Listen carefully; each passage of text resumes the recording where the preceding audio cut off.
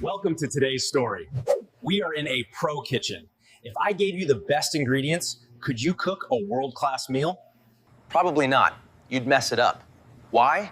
Because you lack the most important thing, the recipe and the chef to teach you. In life, we try to reinvent the wheel every day.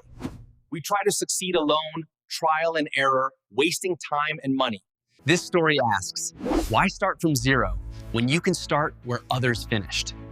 This is the power of a mentor. Don't do that. Heat is too high. Intelligence isn't knowing everything. Intelligence is finding the person who knows and asking them. So our challenge this week, in the field you want to succeed in, find someone just 5 steps ahead of you. You don't have to meet them. Read their book, watch their work, make them your chef.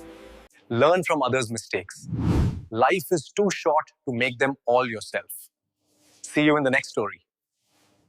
Thanks for watching. If you love the story, don't forget to like and subscribe. Stay remarkable.